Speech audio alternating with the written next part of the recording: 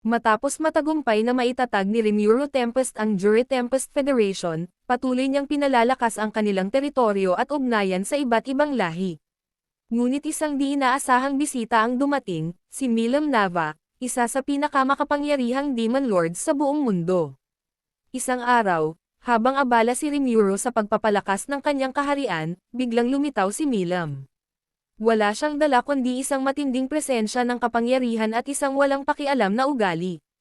Agad niyang ipinakita ang kanyang pambihirang lakas sa pamamagitan ng pag-atake kay Rimuru, na labis na ikinabahala ng mga kasama nito, lalo na nina Rigyard, Venom Arrow, at Xian. Alam nilang delikado kung magpapatuloy ang labanan dahil si Milam ay kilala bilang isang walang talo at malupit na mandirigma. Gayunpaman, sa halip na makipaglaban ng seryoso, pinili ni Rimuru na gamitin ang kanyang talino at estratehiya upang harapin si Milam. Napansin niyang bagamat malakas ito, tila may pagkabata ang kanyang pag-uugali, madaling mainip at mahilig sa masasarap na pagkain. Kaya sa halip na gumamit ng dahas, inalok niya si Milam ng isang bagay na hindi pa niya natitikman, honey, pulot-pukyutan. Sa hindi inaasahang pangyayari, labis na natuwa si Milam sa natikmang honey at agad niyang napagpasyahang maging kaibigan si Rimuru. Sa kanyang tuwa, ipinahayag niya na mananatili siya sa Tempest at sasamahan si Rimuru, anuman ang mangyari. Hindi ito nagustuhan ng iba pang tagasunod ni Rimuru, dahil alam nilang ang pagiging kaibigan ng isang Demon Lord ay maaaring magdala ng mas malaking problema sa hinaharap. Habang nag-a-adjust ang lahat sa presensya ni Milam, napag-usapan din ang iba pang Demon Lords at ang mga lumalakas na banta mula sa iba't ibang kaharian.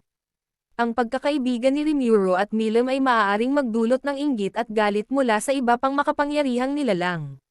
Dagdag pa rito, lumalakas din ang interes ng ibang bansa sa Tempest dahil sa kanilang mabilis na paglago. Sa kabila ng lahat ng ito, nananatiling kampante si Rimuru. Alam niyang kahit isang Demon Lord si Milam, maaari niya itong gamiting kakampi sa tamang paraan. Gayunpaman, hindi pa niya alam kung ito ay magdadala ng mas malaking biyaya o isang matinding kapahamakan sa kanilang bayan. Matapos maging opisyal na kaibigan ni Milam Nava, ang isa sa pinakamalakas na Demon Lords, nagsimula ng mag-adjust ang buong Juri Tempest Federation sa kanyang presensya. Dahil sa pagiging pabigla-bigla at mahilig sa kasiyahan ni Milam, marami sa mga residente ng Tempest ang nag-aalangan sa kanya. Gayunpaman, hindi may kakaila na isang malaking bentahe ang pagkakaroon ng isang Demon Lord bilang kakampi. Sa episode na ito, ipinakilala ang dalawa pang makapangyarihang nilalang na naging interesado kay Rimuru at sa kanyang lumalakas na kaharian.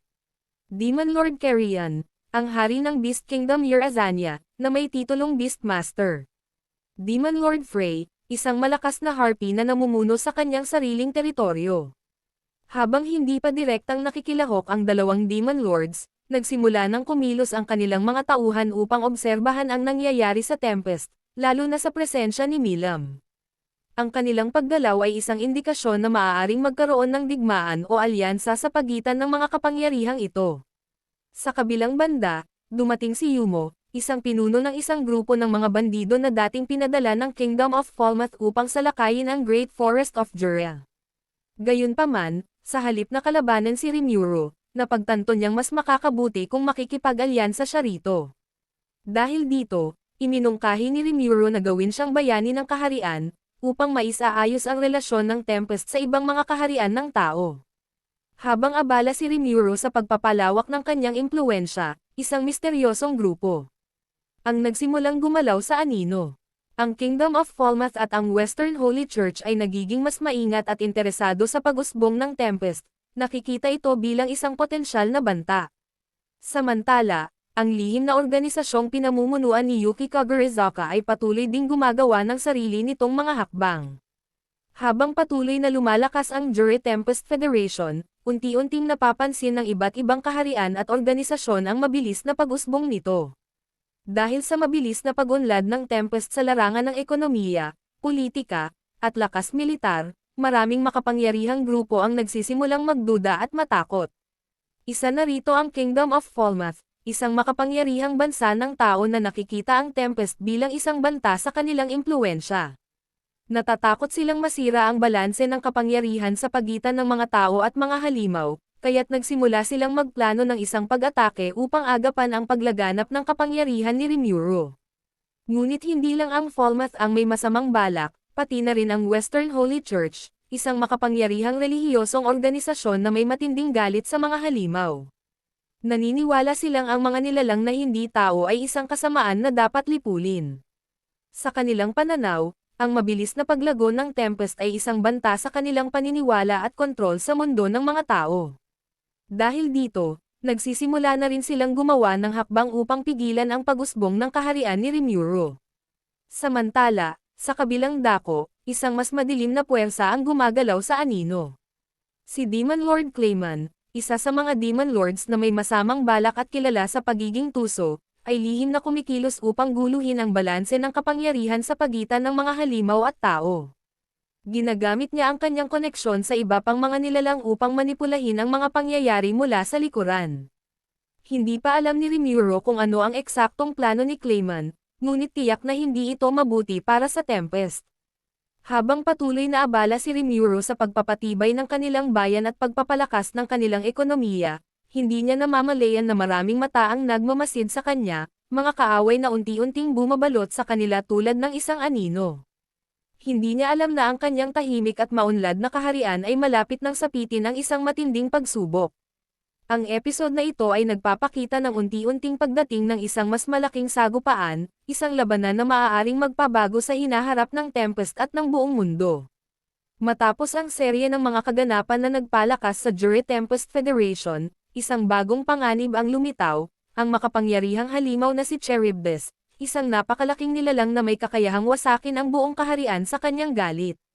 Ang kanyang paggising ay isang malaking banta hindi lamang sa Tempest kundi sa buong mundo. Dahil sa kanyang hindi mapigil ang pag-atake, napilitang gumawa ng agarang hakbang si Rimuru at ang kanyang mga kakampi upang harapin ang paparating na sakuna. Nagsimula ang episode na ito sa isang nakakabahalang balita, ang halimaw na si Charybdis, isang makapangyarihang nilalang na may kakayahang lumipad at magdulot ng matinding pagkawasak, ay biglang nagising mula sa kanyang mahabang pagkakahimbing. Ayon kay Trainee, ang espiritu ng kagubatan, ang paggising ni Charybdis ay hindi natural at maaaring may isang tao o nilalang na nagmanipula upang ito'y magising nang wala sa oras. Nang mapagtanto ni Rimuru ang sitwasyon, agad niyang pinag-aralan ang lakas ni Charybdis at napagtantong hindi ito isang ordinaryong kalaban. Ang halimaw na ito ay may hindi matatawarang pisikal na lakas at isang hindi masukat na bilis ng paghilom, kaya't kahit gaano kalakas ang mga atake ng kanyang mga tauhan, halos hindi ito nagkakaroon ng epekto.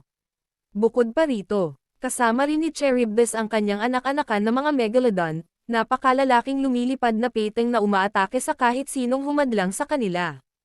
Habang papalapit ang halimaw sa Tempest, inisip ni Rimuru kung paano pinakamahusay na harapin ang panganib. Alam niyang kahit malakas siya, hindi siya maaaring sumabak sa labanan ng walang maingat na plano. Kaya't sa tulong ni Venom Arrow, Xian, Ranga, at Gobta, pinaghandaan nila ang isang estratehikong laban upang mapigilan ang pagwasak ni Charybdis sa kanilang bayan. Samantala, isang bagong revelasyon ang lumabas, si Demon Lord Milam ang orihinal na target ng Charybdis, ngunit dahil nasa Tempest siya, naging pangunahing target na rin ng halimaw ang kaharian ni Rimuru. Sa kabila ng panganib, nanatiling kalmado si Rimuru at ginamit ang kanyang katalinuhan upang makahanap ng paraan upang talunin ang napakalakas na kalaban. Nang tuluyan nang dumating si Charybdis sa Tempest, agad nagsimula ang matinding labanan. Ang mga sundalo ng Tempest, kasama ang mga ogres, goblins, at direwolves, ay nagkaisa upang protektahan ang kanilang bayan mula sa halimaw. Mabilis nilang hinarap ang mga Megalodon, ngunit napagtanto nilang ang tunay na problema ay ang katawan ni Charybdis na halos hindi nasasaktan ng kanilang mga atake.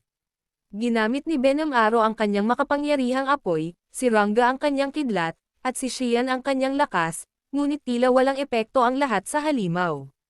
Dahil dito, napilitan si Rimuru na pag-isipan ang isang bagong estratehiya upang wakasan ang labanan sa lalong madaling panahon. Sa gitna ng laban, napagpasyahan ni Milam na siya mismo ang tatapos kay Charybdis. Sa isang iglap, gamit ang kanyang nakamamanghang lakas, pinakawalan niya ang kanyang ultimate attack na halos nagwasak sa buong katawan ng halimaw. Sa loob lamang ng ilang segundo, naglaho ang banta ni Charybdis, na ikinagulat ng lahat, lalo na ni Rimuru. Bagamat matagumpay nilang natalo ang halimaw, isang mahalagang tanong ang nanatili, sino ang nagpalaya at nagmanipula kay Cherub?